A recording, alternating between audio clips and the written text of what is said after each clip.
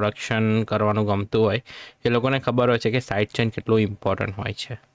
Side chain basically meaning એવો થાય છે કે જ્યારે તમારી કિક કે તમારું જે મેઇન ઇન્સ્ટ્રુમેન્ટ જે હોય છે જે બી ટ્રેકમાં એ પ્લે થતું હોય, ફોર એક્ઝામ્પલ કિક પ્લે થાય છે બહુ જ હેવી બેઝવાળી, તો એની સાથે એવું નથી કે કોઈ બેઝ ફ્રીક્વન્સી નહીં હોય, કોઈ બેઝ લેયર નહીં હોય.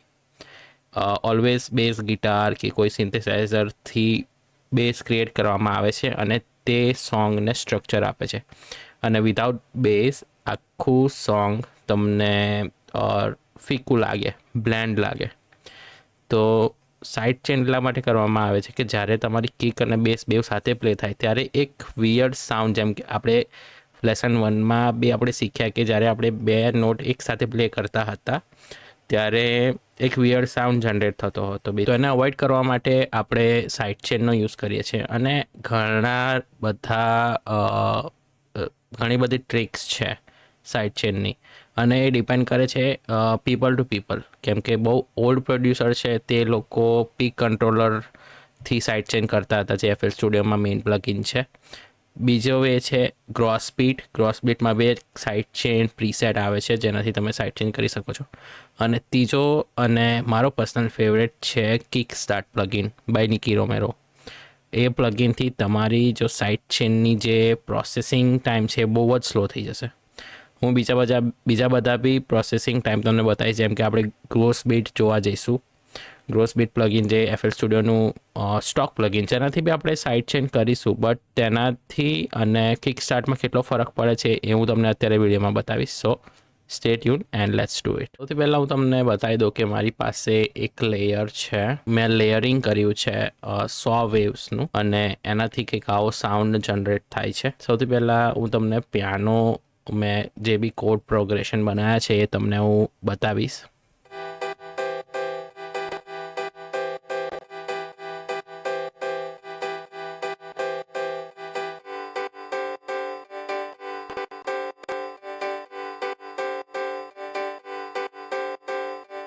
સો આ કોડ પ્રોગ્રેશન મેં આગળ ક્રિએટ કર્યા છે, અને આનાથી મેં layer by layer lead melody જે હોય છે તેને લેયરિંગ કર્યું છે. હવે જ્યારે હું એને એક સાથે પ્લે કરીશ, વિધાઉટ બેઝ આપણે પ્લે કરીશું. જે બેઝ આપણે ફર્સ્ટ લેસનમાં બનાવ્યો તો તે જ બેઝ મેં આમાં યુઝ કર્યો છે. તો બધી એક લેયર સાથે આપણે પ્લે કરીએ. આ બધી લેયરને ડાયસેક્ટ કરીને હું તમને બતાવું.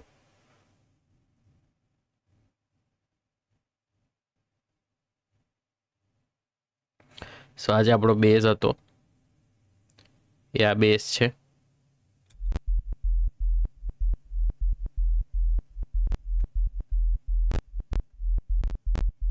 અને આ બધી લેયર્સ મેં ક્રિએટ કરી છે જેનાથી એક ઇલેક્ટ્રોનિક મ્યુઝિકની ફીલ આવે છે. જે તમે આવી બી લેયર્સ તમે બીજી ઘણા બધા સોંગ્સમાં સાંભળી હશે, અને ના સાંભળી હોય તો તમે સર્ચ કરી શકો છો લીડ મેલેડી લેયર્સ યુટ્યુબ ઉપર, તો તમને એક્ઝામ્પલ્સ મળી જશે. તમે રેફર કરી શકો છો એ એક્ઝામ્પલ્સને, બટ અત્યારે આ સાંભળો.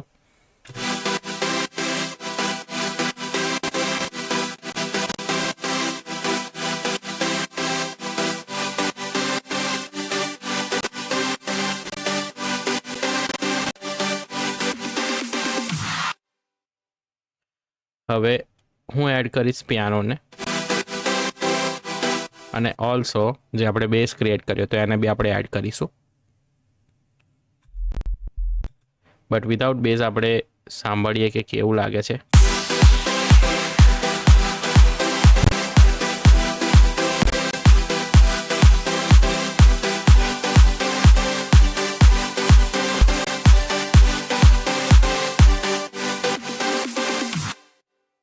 હવે વિથ બેઝ આપણે સાંભળીએ.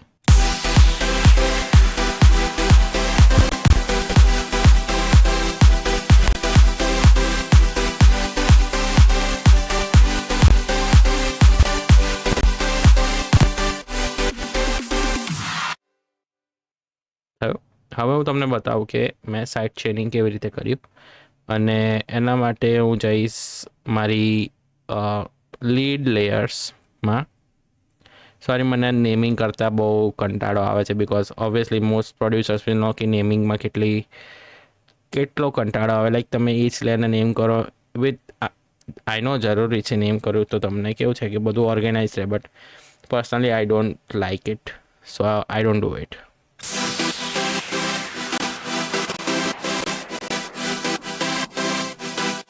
આજે સાઉન્ડ ડક થાય છે ને, એ because of this kick start plugin. આ કિક સ્ટાર્ટ પ્લગિન છે. હવે એમાં ઘણા બધા પ્રીસેટ છે, જેમ કે classic chain, nice and tight, high chain, quick chain, mid chain, tighter. આ બધામાં તમે સિલેક્ટ કરી શકો છો. હું સ્પેશિયલી આ ફ્રી પંચ મને વધારે ગમે છે, બિકોઝ મારી જે કિક છે હું તમને બતાવું, એ બહુ શોર્ટ છે. તમે આગળ સ્પેક્ટ્રમમાં જોઈશો બહુ શોર્ટ કિક છે. તો અગર હું આને લોંગ રાખીશ, આ ટેલને હું લોંગ રાખીશ ફોર એક્ઝામ્પલ, તો જોજો શું થાય છે.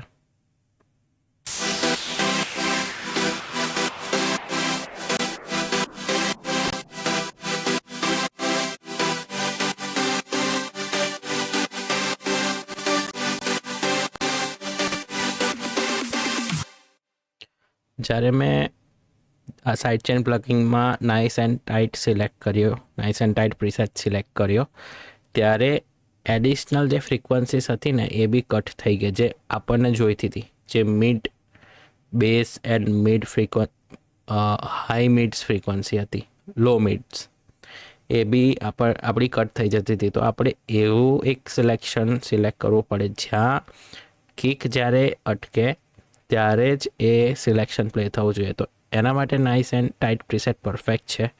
અને જ્યારે આપણે ઓલ ટુગેધર બધું પ્લે કરીએ છીએ ત્યારે આવું એક સાઉન્ડ કરે છે.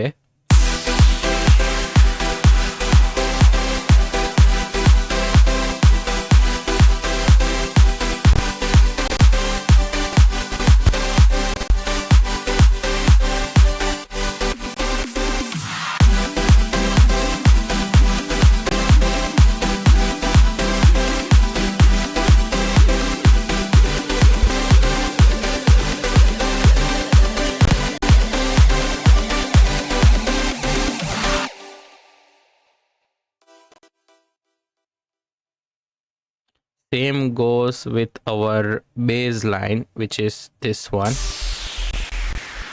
and we also have applied the same preset. On that. Now હું તમને બતાવું કે વિધાઉટ કિક સ્ટાર્ટ આપણે ગ્રોસ બીટથી કેવી રીતે સાઇડ ચેન કરી શકીએ છીએ. ગ્રોસ બીટ બેઝિકલી એપલ સ્ટુડિયોનું સ્ટોક પ્લગઇન છે, જે બધામાં અવેલેબલ હશે, તમારા વર્ઝનમાં બી હશે, અને તમારે બહારથી ડાઉનલોડ નહીં કરવું પડે. It's not a third party, it's a stock plugin. So side chain પ્રીસેટમાં જતું રહેવાનું તમારે, એન્ડ દેન તમારે જેટલી ફ્રીક્વન્સી રેન્જ જોઈતી હોય એટલી સિલેક્ટ કરવાની, નહીંથી સ્મૂથ આપી દેવાનો. તો એ કર્વ આપણો એક તૈયાર થઈ જશે. એવી રીતે બધા કર્વ આપણે સિલેક્ટ કરી દેવાના.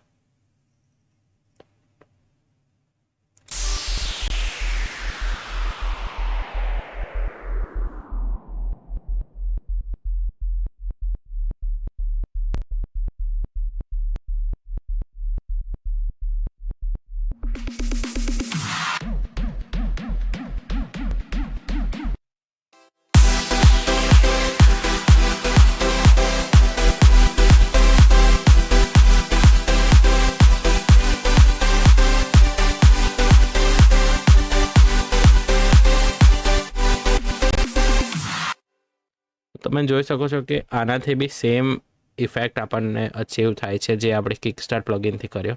બટ મને પર્સનલી કિક સ્ટાર્ટ પ્લગઇન વધારે ગમે છે, બિકોઝ કિક સ્ટાર્ટમાં આપણને એક વેરાયટી ઓફ રેન્જ મળે છે. આમાં એવું નથી કે આઈ એમ નોટ સેઇંગ કે ક્રોસ બીટ પ્લગિંગમાં એટલું વેરિએશન નથી. હું તો એમ કહીશ કે ગ્રોસ બીટમાં વધારે વેરિએશન છે in terms of different preset. જેમ કે આ બધા અલગ અલગ પ્રીસેટ છે જે તમે ટ્રાય કરી શકો છો. મેં સ્પેશિયલી ટ્રાય કર્યા છે, બટ આ ટ્યુટોરિયલમાં હું ટ્રાય નહીં કરું. આપણે નેક્સ્ટ ટ્યુટોરિયલમાં કોઈ એક ટ્યુટોરિયલમાં આ પ્રીસેટને કવર કરીશું. But this is how you can do side chaining basically. અગર તમને ના સમજણ પડી હોય તો તમે ફરી વિડીયોને જોઈ શકો છો.